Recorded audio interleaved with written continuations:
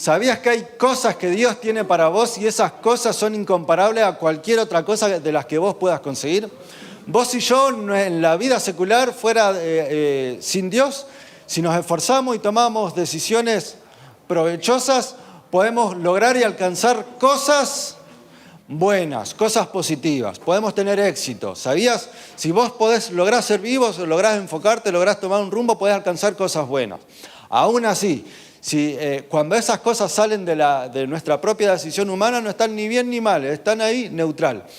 Pero aún así, las cosas que Dios tiene preparadas para vos son mucho más gloriosas que las que vos podés alcanzar con tus propias fuerzas y con tus propios proyectos. ¿Sabías eso? Dios promete en su palabra que las cosas que Él tiene para vos son incomparables con cualquier otra cosa que el mundo te puede dar. La paz, el amor de Dios, el propósito que Dios da no se compara a nada de las cosas que el mundo nos puedan dar a vos y a mí. Es por eso que aún en el mayor de los casos que vos y yo logramos ser exitosos viviendo lejos de Dios, lo que Dios tiene es incomparable. Y de esas cosas que Dios tiene para vos hay mitad y mitad.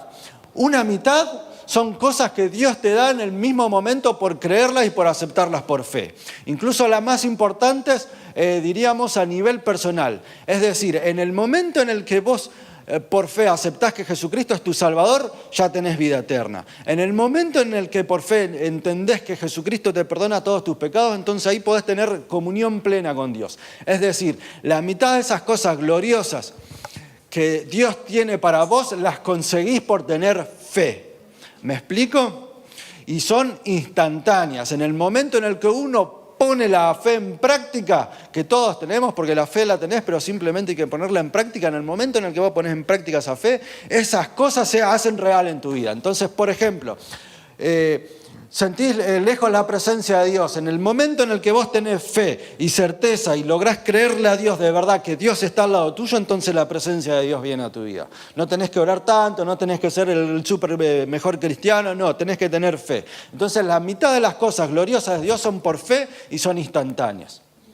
Ahora, la otra mitad de las cosas de Dios no son instantáneas. Y si bien requieren también mucha fe y un crecimiento personal en la fe, requiere de nosotros la perseverancia. Y es esto lo que hoy queremos continuar hablando conforme a la idea de la palabra que Dios nos trajo por medio de Cecilia el domingo pasado, acerca de perseverar en las cosas de Dios. Hay otras cosas que Dios tiene para vos que no las podemos alcanzar al menos que tengamos la capacidad de perseverar. Es más, generalmente las cosas más importantes, de las que más gloria le damos a Dios después de que las conseguimos, son de esas cosas gloriosas que conseguimos después de haber podido perseverar. ¿Cuántas cosas vos y yo en la vida dejamos a la mitad porque no pudimos perseverar? ¿Cuántas cosas empezaste hoy? Vos podés hacer memoria atrás y dijiste, esta la dejé a la mitad y no alcancé el peso que quería en mi cuerpo, no alcancé la figura esculpida que quería porque empecé 3, 4, 5 meses y lo abandoné. Y así con un montón de cosas. Bueno, hay un montón de las cosas de Dios que requieren lo mismo, la capacidad de que vos y yo podamos perseverar en fe. Y si no perseveramos, no lo recibimos. Recibimos lo otro, lo que es instantáneo, que incluso, como decimos, a nivel personal, interior, son lo más importante, porque eso Dios no espera. Pero las cosas que le dan gloria a Dios, que el resto la reconocen y dicen, este tipo le creyó a Dios y fue fiel y como consecuencia a Dios le dio tal bendición, vienen como consecuencia de la perseverancia. Y es esto lo que tanto nos cuesta a los cristianos.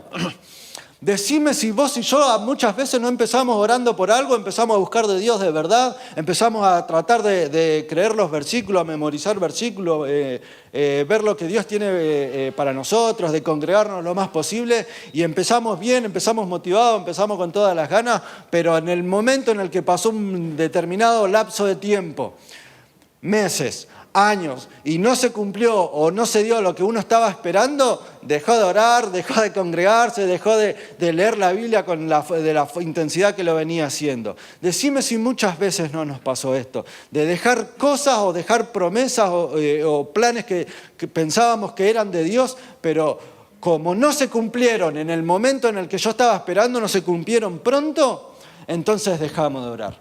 Muchas veces nos pasa que tenemos un cristianismo o tratamos de vivir la vida cristiana como los paraguas de un día, le digo yo. Y ahí está la imagen del paraguas del que persevera. ¿Viste los paraguas de un día? ¿Cuáles son los paraguas de un día? Son esos que vos te bajás del tren, empezó a llover en Constitución y un loquito de los que siempre vende chipa, ese día no está vendiendo chipa, está vendiendo paraguas. Vos le comprás ese paraguas. ¿Y qué pasa? La primera lluvia se la banca, si no es tan fuerte y no hay tanto viento. Si es una llovina, se la banca. Ahora, vos lo guardás en tu casa una semana. Viene la otra lluvia, lo querés usar y ya está destartaladísimo. No se aguanta el viento, se desarman, se empieza a desprender por las puntas, ¿o no? Muchas veces nosotros los cristianos somos paraguas de un día. Es decir, que la primera batalla la afrontamos con todas las ganas, bien enteros, bien armados. Pero después con el tiempo no podemos sostener eso. Entonces hoy lo que yo quiero que reflexionemos para que Dios nos pueda llevar a ser paraguas de los que nos compramos acá en la Prida, que son caros pero que duran. Bueno, paraguas, que podamos ser cristianos paraguas que duran.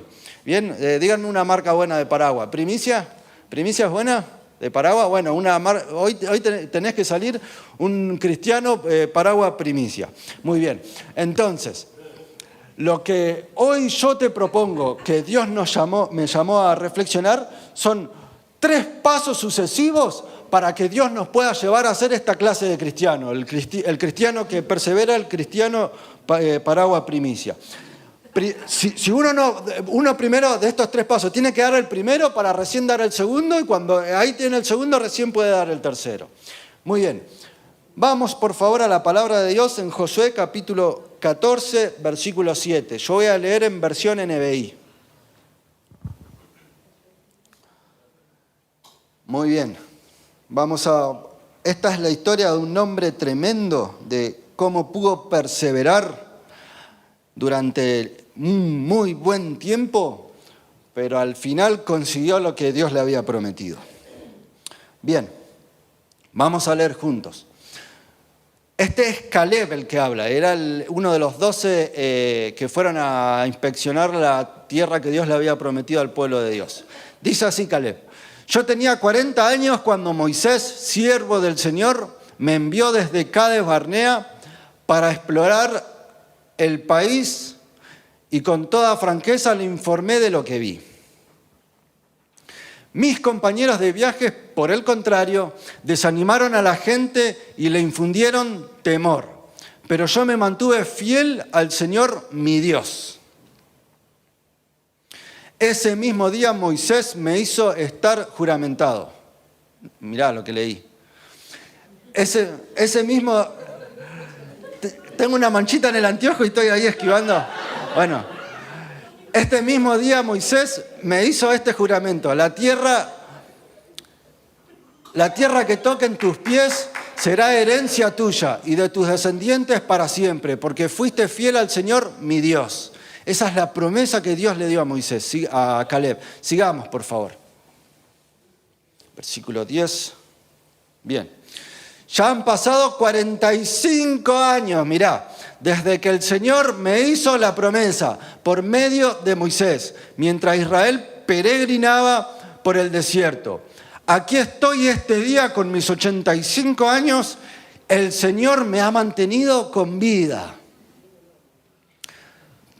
Y todavía mantengo la misma fortaleza que tenía el día en que Moisés me envió para la batalla. Todavía tengo la misma fuerza con la que Moisés me envió para la batalla. Las mismas energías que tenía entonces tengo ahora. Mira qué impactante. Dame pues la región montañosa que el Señor me prometió. Hasta ahí leemos.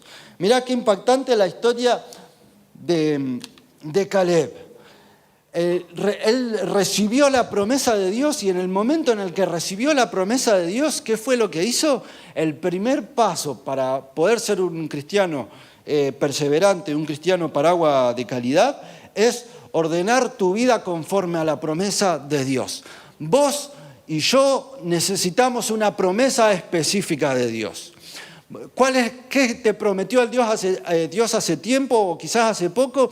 Pero esa promesa de Dios particular para vos tiene que ser lo que orienta el rumbo de tu vida. Y en base a esa promesa vos y yo tenemos que ordenar nuestra vida conforme a lo que vaya esa promesa. Y todo lo que vaya en contra de perseguir esa promesa tiene que ser desechado.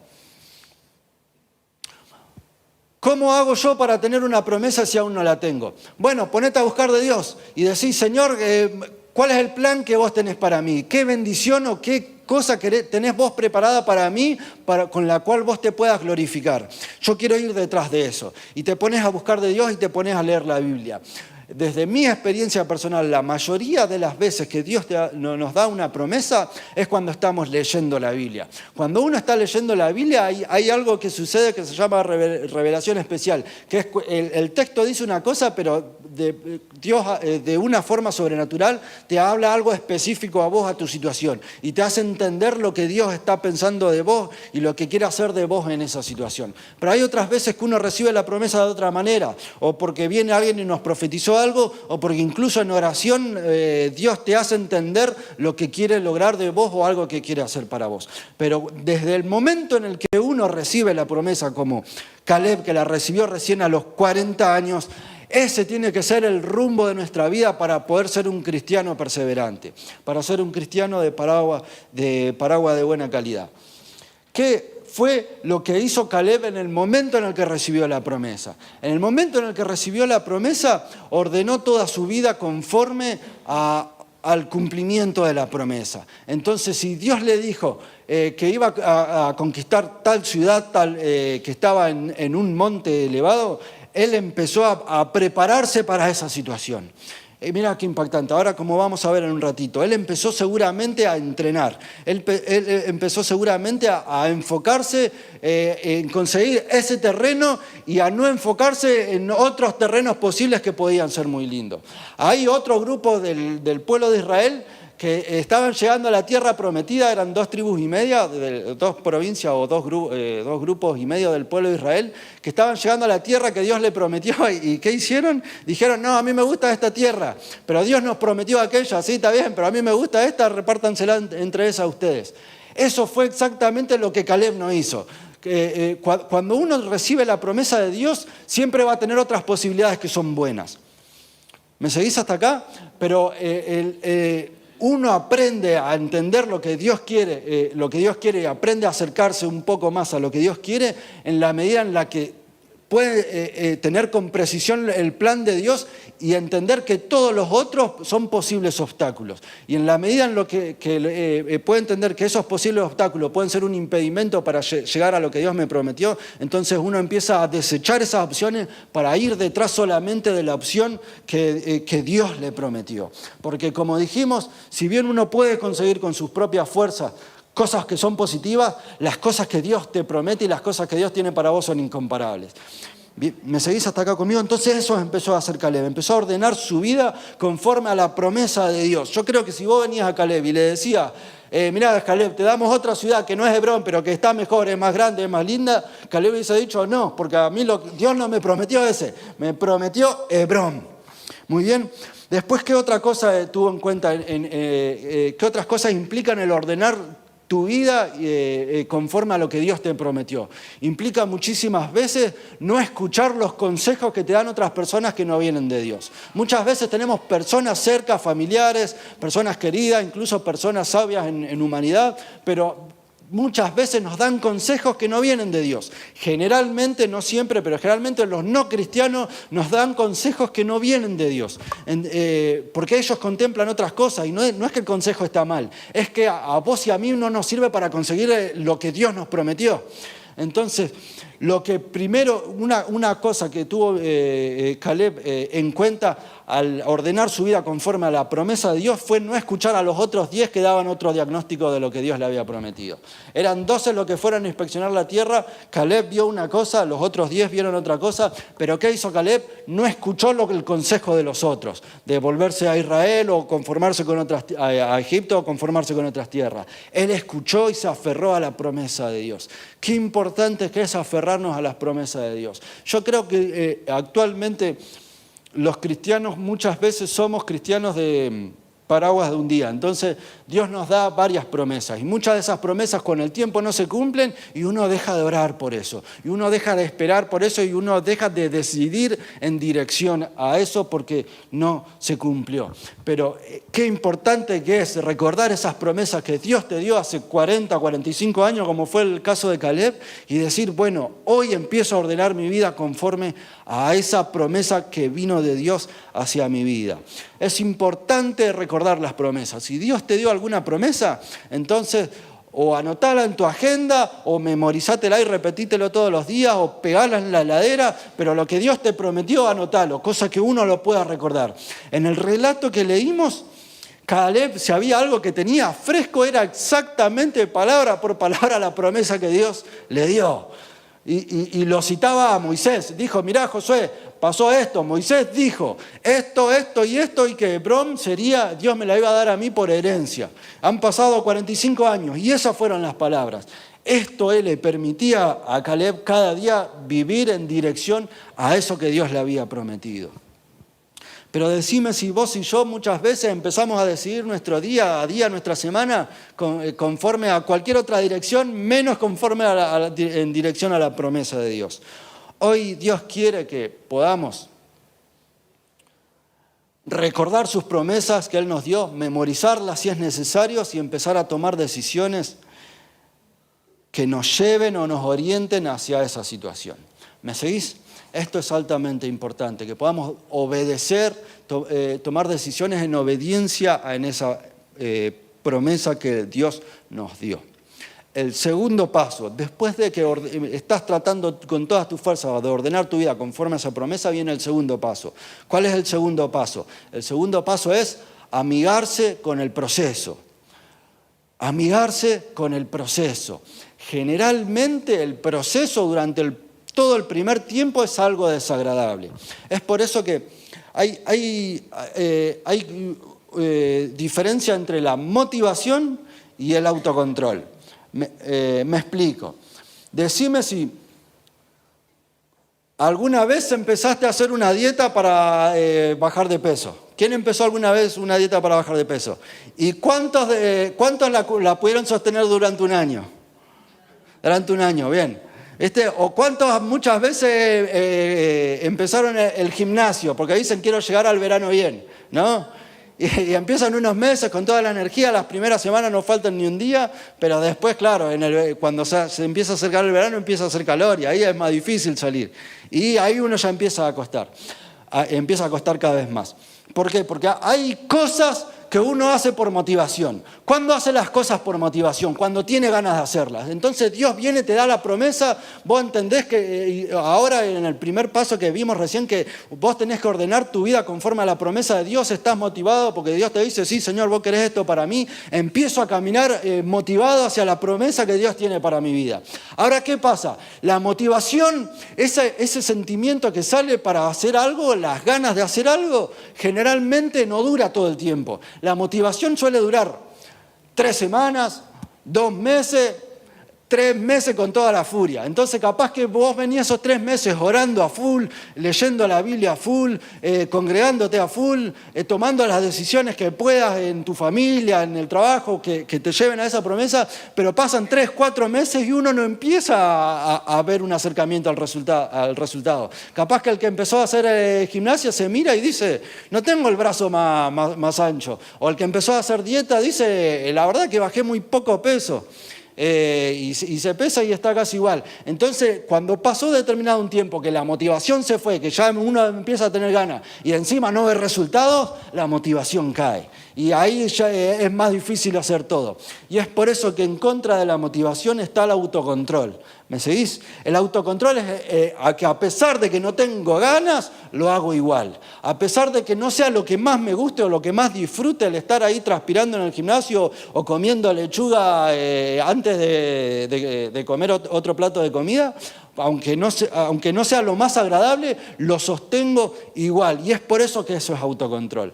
La motivación en todos nosotros generalmente no dura mucho tiempo, incluso en las cosas espirituales. En las cosas espirituales nuestras ganas, nuestra motivación no son siempre 100%. Siempre estamos subiendo y bajando porque es parte de la experiencia humana normal. Y no quiere decir que cuando uno no está motivado necesariamente esté mal espiritualmente. Significa simplemente que no está motivado para buscar. Pero es ahí en donde uno tiene que amigarse con el proceso. Tiene que ejercer control, dominio propio y hacer lo que tiene que hacer porque es lo que hay que hacer. Simplemente por eso. Una vez un hombre me preguntó, ¿vos por qué haces lo correcto? ¿Porque te trae beneficios, porque Dios te bendice? ¿O haces lo correcto simplemente porque está bien? Y es una pregunta seria esta. No es una pregunta liviana. Generalmente siempre los cristianos tendemos a asumir que si yo obedezco a Dios, Dios me va a bendecir instantáneamente. Es la conclusión rápida a la que llegamos. Hay algunas veces que sí. Dios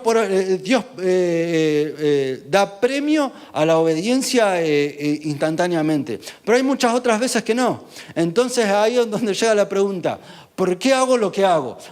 ¿Lo hago porque es lo correcto o lo hago porque estoy esperando rápidamente una recompensa de parte de Dios? Y eso es profundo.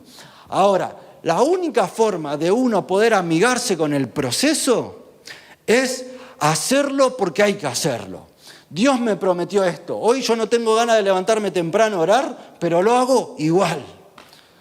¿Venís hasta acá conmigo? Hoy el día está re lindo.